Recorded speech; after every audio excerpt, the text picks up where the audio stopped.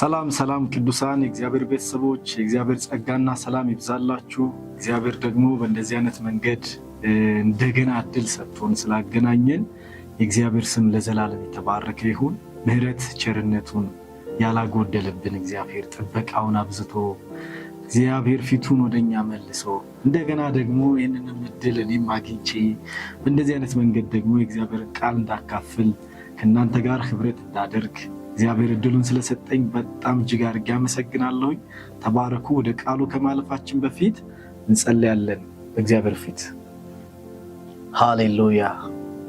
ሁሉን ታደርግ ዘንድ ቻይ እንደሆንክ ሐሳብህም ይከለከል ዘንድ ከቶ እንደማይቻል አሁን አወቅኩ እንዳለ ባሪያ ኢዮብ።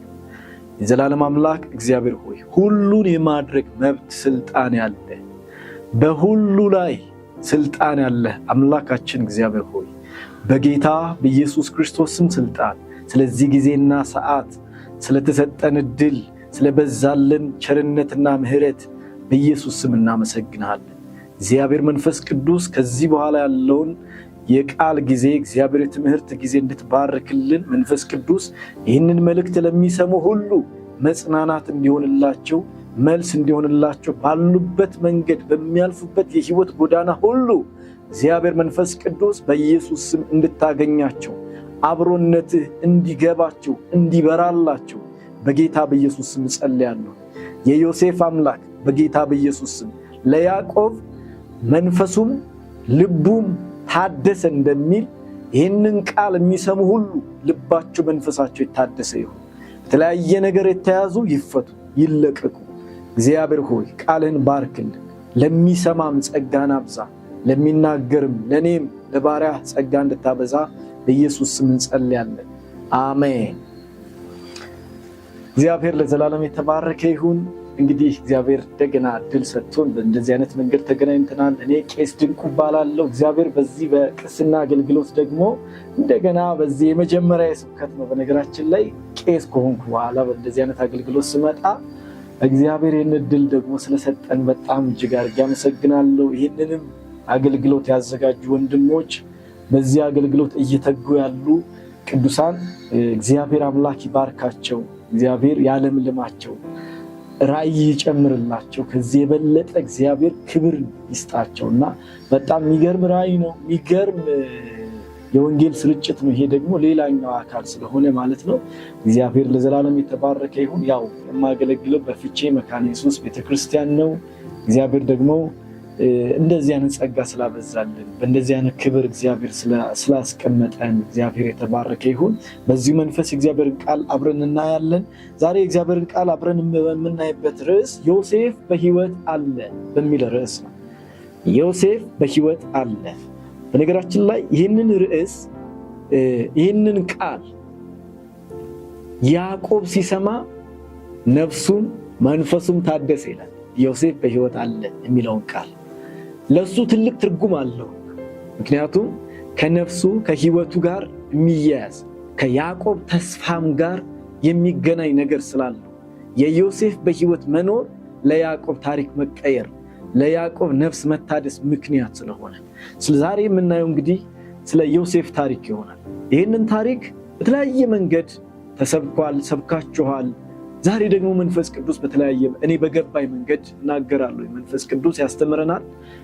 እኔም በተረዳሁት መንገድ ለመናገር ሞክራለሁ። ዮሴፍ ማን ነው ለሚለው ክፍል በዘፍጥረት ምዕራፍ 37 ላይ የምናገኘው ክፍል ይሆናል።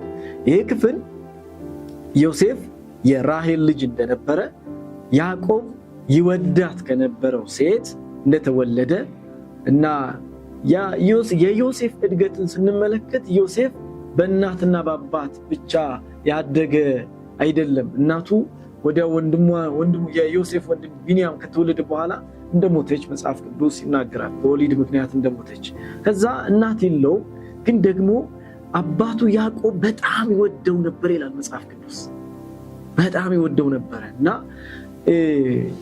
ቃሉ ሲነግረን ዘፍጥረት ምዕራፍ 37 ላይ ዮሴፍ በአባቱ የተወደደ እሱ ብቻ አይደለም፣ እግዚአብሔርም የወደደው ሰው የተመረጠ ሰው ከያዕቆብ ልጆች ከ12 ልጆች መካከል አብልጦ ይወደው ነበር ዮሴፍ እና እግዚአብሔርም ይወደዋል። ለዚህ ነው እግዚአብሔር ከዮሴፍ ጋር አንድ እርምጃ ብሎ ሲጀምር ዮሴፍን ለመመረጡ ምክንያት ራእይ ሲሰጠው ወይም ህልምን ሲሰጠው እናያለን።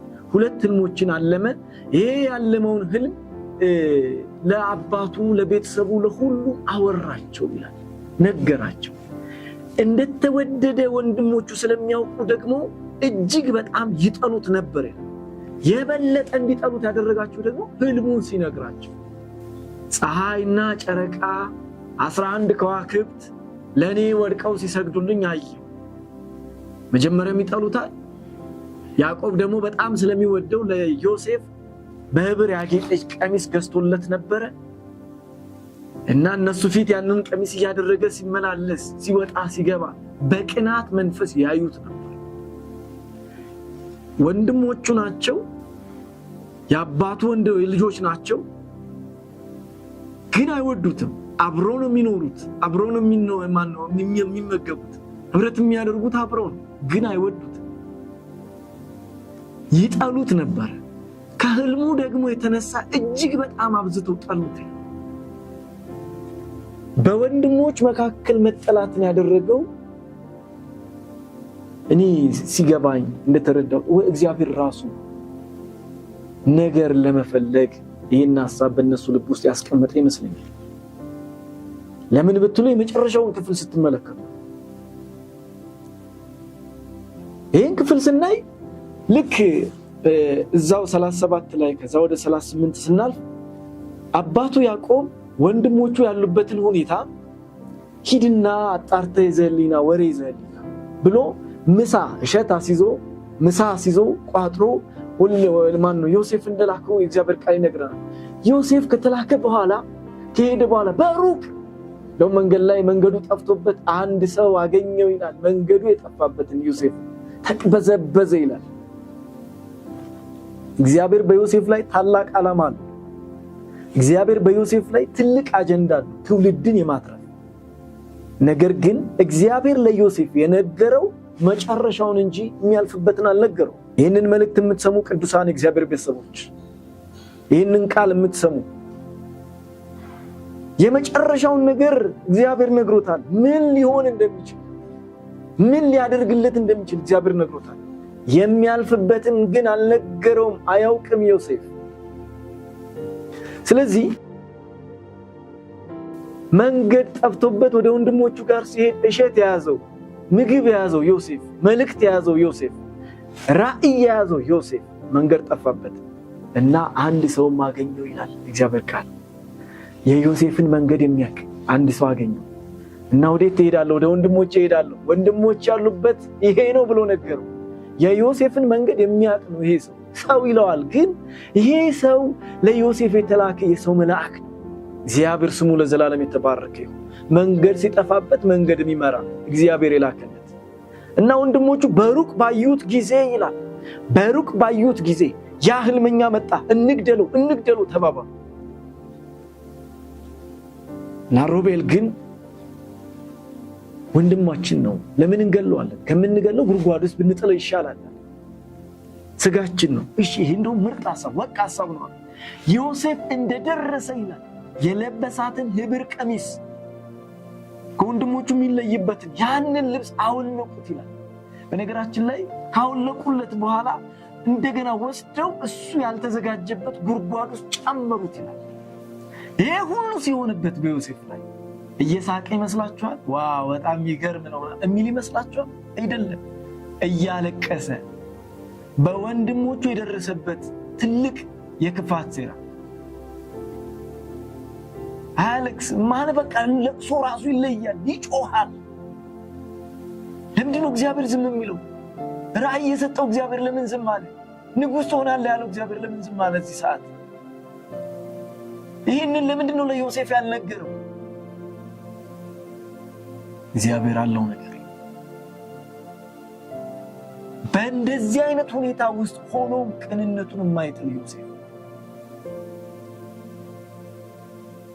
ከጣሉት በኋላ በጣም የሚገርማችሁ ነገር እሱ ጉድጓድ ውስጥ ወድቆ እነሱ ግን ምሳ ይበሉ ነበር። ወንድምን ጥሎ የሚያስበላ፣ ወንድምን ከራስ አርቆ ከህብረት አርቆ እሸት የሚያስበላ ምግብ የሚያስበላ ምን አይነት ህይወት እንደሆነ ተመልከቱ። እግዚአብሔርም ይላል ከዮሴፍ ጋር ነበረ። ጉድጓድ ውስጥ ተጋግጧል፣ ተላልጧል። እግዚአብሔር ከጉድጓድ ውስጥ ሲገባ በተአምር አይደለም ያወጣው። ዝም ነው ያለው እግዚአብሔር። ያልፍበት ዘንድ ግድ ነው። ዮሴፍ የሚሰራበት መንገድ የተለያየ ነው። የእግዚአብሔር ጉዳይ ያለበት ሰው እግዚአብሔር በእንደዚህ አይነት መንገድ እንዲያልፍ ያደርጋል። እሱ ብቻ አይደለም። ሁለተኛው መከራ ደግሞ አይቷቸው ለማያውቁ ሰዎች፣ ለእስማኤላውያን ነጋዴዎች እንሽጠው አለ ይሁዳ ዮሴፍን፣ ወንድሙን እንሽጠው፣ በገንዘብ ቀየረው። ዮሴፍ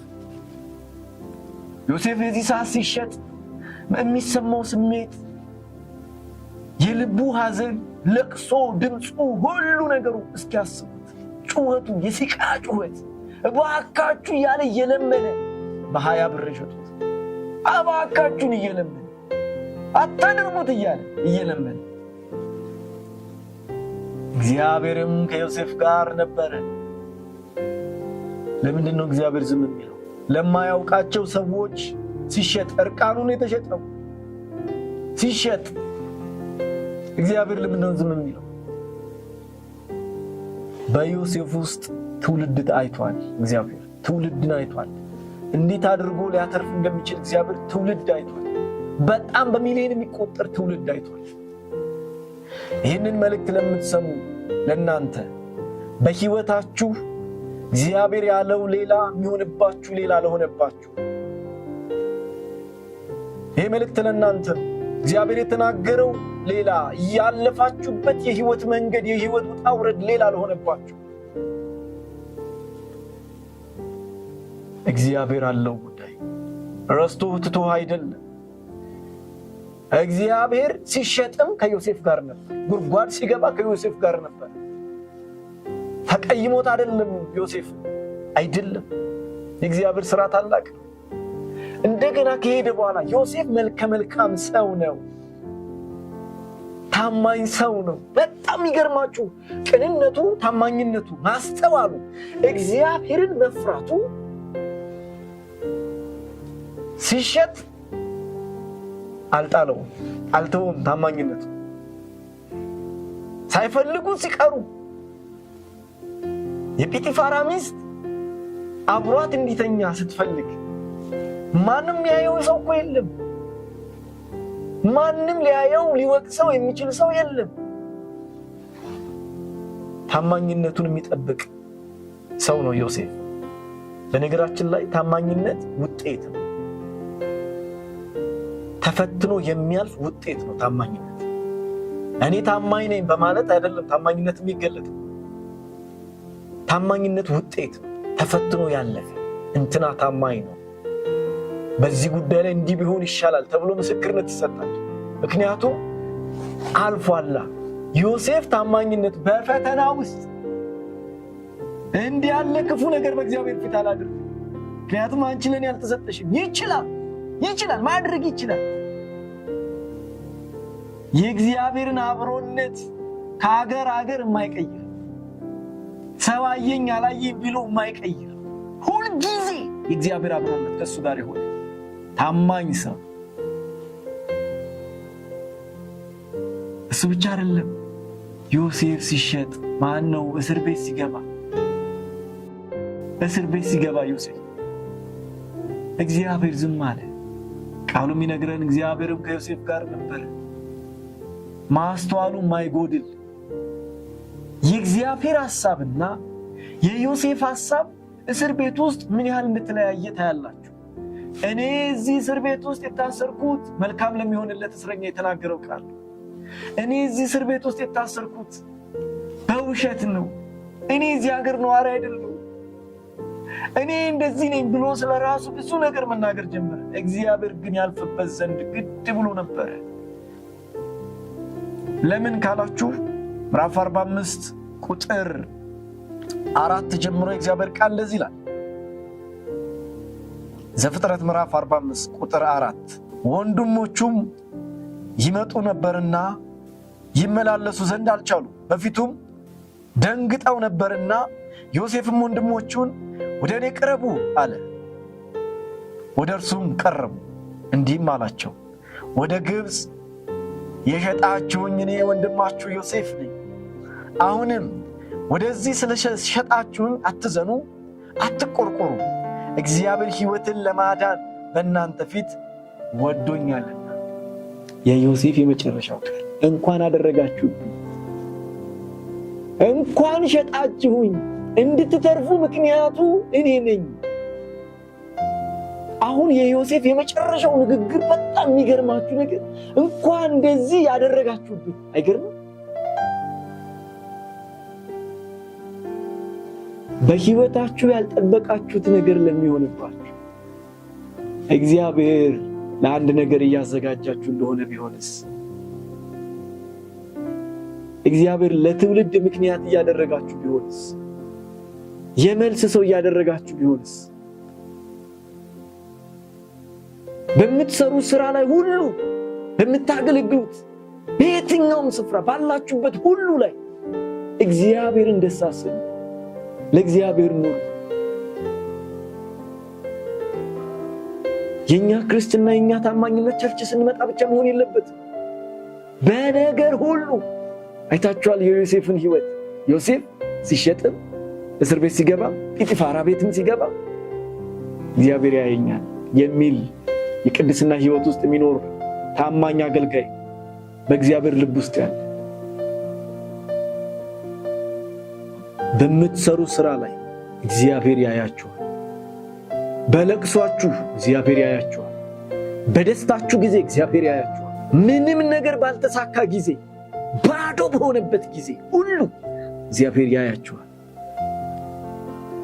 እግዚአብሔር ፈልጎትስ ቢሆን፣ የእግዚአብሔር ምርጫስ ቢሆን አብርሃም ስለ ልጅ ለመነ እግዚአብሔር ዝም አለ። ምክንያቱም ልጅን የሚሰጥ እግዚአብሔር ነው። በአብርሃም ችሎታ አይደለም ልጅ የሚመጣው፣ ይስሐቅ የሚመጣው። ሳራ ሳቀች። እግዚአብሔር እንዴት እንደዚህ ያደርጋል? በዚህ በእርጅና ጊዜ እንዴት ልጅ ወልዳለሁ ብላ ሳቀች። እግዚአብሔር በሕይወታችን የሚያደርገው በችሎታችን አይደለም። ራሱን ተማምኖ በሕይወታችን ታምራትን ያደርጋል። ነገር ግን ለእግዚአብሔር ፍቀዱለት። እግዚአብሔር በሕይወታችን እንዲሰራ፣ በልጆቻችን እንዲሰራ፣ በትውልዳችን በዘመናችን እንዲሰራ እግዚአብሔርን አንቅደመው። ሐና ብዙ ጊዜ ትጸልያለች። ልቧ ያዘነባት ሴት ነች። ልቧ የተያዘባት ሴት ነች። በምታየው ጸሎቷን ባለመመለሱ የተነሳ እግዚአብሔር መጽሐፍ ቅዱስ ሲናገር አንደኛ ሳሙኤል ላይ እግዚአብሔርም የሐናን ማህፀን ዘግቶት ነበር ይላል። እግዚአብሔር ዘጋውን እግዚአብሔር ነው የሚከፍተው። ቅዱሳን ትግል ውስጥ አትግቡ። እግዚአብሔር የዘጋውን እግዚአብሔር ነው የሚከፍተው። ነገር ግን እንዲከፈት ለእግዚአብሔር እድል እንስጠው። ቅድሚያ ለእግዚአብሔር እንስጠው። በነገሮቻችን በተዘጋው ነገር ሁሉ ላይ እግዚአብሔር እንዲከፍተው ከፈለጋችሁ ቅድሚያ ለእግዚአብሔር ስጡ። እግዚአብሔር በትዳራችሁ ይቅደም፣ በልጆቻችሁ ይቅደም፣ በሕይወታችሁ እግዚአብሔር ይቅደም። ልምላሜ ያደርግላችሁ። የዘራችሁትን ማጨድ እንድትችሉ እግዚአብሔር ይቅደም። እግዚአብሔር ያልቀደመበት ማፈር አለ። እንዳታፍሩ እግዚአብሔርን አስቀድሙ። እግዚአብሔር ያለበት ሕይወት ሁልጊዜ ክብር አለ፣ ማፈር የለም። ለምን ካላችሁ እግዚአብሔር አለ። ከልቧ ተመርራ ትጸልይ ነበረ ይላል እግዚአብሔር ቃል። ዮሴፍን በእስር ቤት ከልቡ ተመርሮ ነው ያንን ቃል የተናገረው። ነገር ግን የእግዚአብሔር ቃል ሲናገር ያ መልካም የሆነለት ሰው ዮሴፍን ፈጽሞ ረሳው ይላል። የእናንተን ጉዳይ የሚሰራ ይህንን መልእክት የምትሰሙ ጉዳያችሁን የሚሰራ እግዚአብሔር ነው። እግዚአብሔር ነው። በዘመድ አይደለም፣ በትውውቅ አይደለም። ጉዳያችሁ የሚሰራ በእግዚአብሔር ነው። ብትሰጠኝ ሰጥሃለሁ ብላ ከጸለየች በኋላ እና ስትጸልይ ታውቃላችሁ፣ ልቡ የተሰበረ ሰው የልብ ሐዘን በጣም ከባድ ነው። የልብ ስብራት በጣም ከባድ ነው። ይሄ ክብደቱ ደግሞ በጣም ከባድ የሚያደርገው የልብ ስብራት የሚመጣው ወደ ልብ ውስጥ ከገቡ ሰዎች የተነሳ ነው። ነገር ግን እግዚአብሔር ቃል ሲናገር ከልቧ ተመራ ስትጸልይ ከንፈሯን እያንቀሳቀሰ ካህኑ ኤሊ አይቷት እንደሰከረች ሊቆጠራት። ምክንያቱም የልብ ስብራት በጣም ከባድ ነው። እንደ ሰካራም ሊያስቆጥርም ይችላል። የልብ ሐዘን በጣም የጠለቀ ነው። ፊት ላይ ያስታውቃል። በመድኃኒት አይፈወስም። የልብ ስብራት በዘመድ በመልካም ቃል አይጠገንም። እግዚአብሔር ነው ልብን የሚሞላ ልብን የሚጠግን። ስለዚህ እግዚአብሔር የለመነችውን ከሰጣት ካህኑ በባረካት ጊዜ እግዚአብሔር የለመንሽውን ይስጥሽ እንዳላት በዛን ቀን ጀምሮ በፊቷ ሐዘን ታይቶ አይታወቅም ይላል እግዚአብሔር ቃል። ወደ ቤት ገባች፣ ጸነሰች፣ ወንድ ልጅ ወለደች። ብትሰጠኝ እሰጥሃለሁ። ምዕራፍ 2 ቁጥር 1 ስትዘምር ሐናም ስትዘምር እንደዚህ አለች ይላል፣ ልቤ በእግዚአብሔር ጸና። ሃሌሉያ! እግዚአብሔር ልባችሁን ያጽና። እግዚአብሔር ጸሎታችሁን ይስማ። የለመናችሁትን እግዚአብሔር ይስጣችሁ። ነገር ግን እንዳገልጋይ ምነግራችሁ ይህንን ነው፣ ቅድሚያ ለእግዚአብሔር ስጡ። ዮሴፍ ይህንን ቃል የተናገረው እንዲሁ ከመሬት ተነስቶ አይደለም። ወደ እኔ ቅረቡ ነው ያለው ዮሴፍ። ወደ እኔ ቅረቡ። ወንድሞቹ የነበሩበት ጥላቻ ህይወት እሱን የሚያርቅ ነበር። አርቀውታል። ገለናል ብለው ለአባቱም ልብሱን በደም አልቆስቁሰው ሰጥተዋል። ታላቅ የልብ ስብራትን አድርሰዋል። የዮሴፍ የመጨረሻው ንግግር ወደ እኔ ቅረቡ። እግዚአብሔር እንደዚህ አይነት ጸጋ ያብዛል። እግዚአብሔር በእንደዚያ መንፈስ ይባርክ። ወደ እኔ ቅረቡ። በብዙ መንገድ ከህይወታቸው ያራቁትን ሰዎች፣ የጠሉትን፣ ሊገሉት የሚፈልጉትን ሰዎች ወደ እኔ ቅረቡ። እግዚአብሔር ለዘላለም የተባረከ ይሁን። ይህንን መልእክት የምትሰሙ ቅዱሳን እግዚአብሔር ቤተሰቦች ይሄ መልእክት ይሁንላችሁ። የምታልፉበት የህይወት ጎዳና መጥፎ ለሆነባችሁ፣ ህይወት በጣም ለመረራችሁ፣ ተስፋ ለቆረጣችሁ እግዚአብሔር ምን ይላል? አንተ እንደምትለው አንቺ እንደምትዩ አልችልም ያልሽውን እግዚአብሔር አትችይም ይላል። በእውነት ለእግዚአብሔር ቅድሚያ ሰጣችሁታል? በህይወታችሁ እግዚአብሔር ቅድሚያ ጣልቃ ገብቷል? ጣልቃ እንዲገባ እግዚአብሔር ፈቅዳችሁለታል? በትዳራችሁ፣ በምትሰሩት ስራ ላይ፣ በልጆቻችሁ ውስጥ፣ በኑሯችሁ ውስጥ እግዚአብሔር ቀድሟል? መርምሩ፣ ራሳችሁን ተመልከቱ። ከእግዚአብሔር የሆነ ፈተና እግዚአብሔር ራሱ መውጫ አለ። በራሳችሁ መንገድ ግን ወደ ፈተና ለገባችሁ በንስሐ ተመለሱ። ልባችሁን አስፉ፣ ትከሻችሁን አስፉ። እግዚአብሔር የትውልድ አባት ሊያደርጋችሁ እያዘጋጃችሁ ሊሆን ይችላል። የመልስ ሰው ሊያደርጋችሁ፣ ተፈልጋችሁ ማትታጡ ሰዎች ሊያደርጋችሁ ይፈልጋል። ከእጃችሁ ምንም የማይጠፋ ሰዎች፣ የበረከት ሰው ሊያደርጋችሁ ይፈልጋል። ያንን ለመሆን ግን ይህን የምታልፉበት መንገድ ጎዳና ሊሆን ይችላል። እግዚአብሔር አለ፣ በዙፋኑ አለ። ልቅሶን ያያል፣ ሐዘንህን ያያል፣ ጥያቄህን ያያል። እግዚአብሔር ያያል። እንጸልያለን በዚህ መንፈስ። ሃሌሉያ! የዮሴፍ አምላክ አንተ የትውልድ መልስ ሆንክ። ዮሴፍ ሲወድቅ፣ ወደ ጉድጓድ ሲጣል፣ ሲሸጥ፣ ሲያለቅስ፣ የሲቃ ለቅሶ ሲያለቅስ ዝም ያልከው በዮሴፍ ያየኸው ትውልድ አለ። እግዚአብሔር የዘላለም አምላክ ምናልባት ዮሴፍ ቢጠየቅ አዎ እግዚአብሔር ትቶኛል፣ እግዚአብሔር አያየኝም፣ እግዚአብሔር ከኔ ጋር የለም ሊል ይችል ይሆናል። ቃል ሲናገር ግን ከሱ ጋር እንደነበርክ ይናገራል።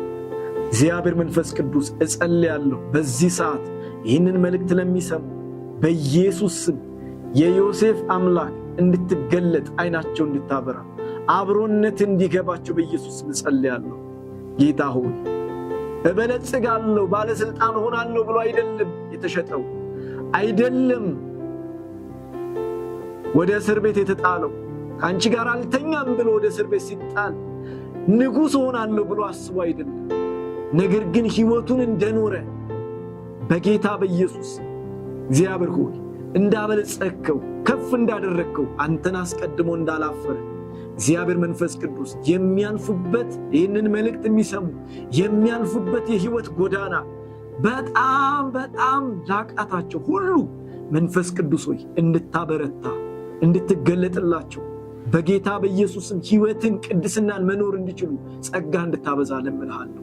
በኢየሱስም ፊትህን አብራላቸው፣ ጸጋ ይብዛላቸው። እናመሰግንሃለን በናዝሬቱ ጌታ በኢየሱስ አሜን። ጸጋ ይብዛላችሁ። የእግዚአብሔር ፊት ይብራላችሁ። እግዚአብሔር ከእናንተ ጋር ይሁን። እግዚአብሔር ይራራላችሁ። ተባረኩ።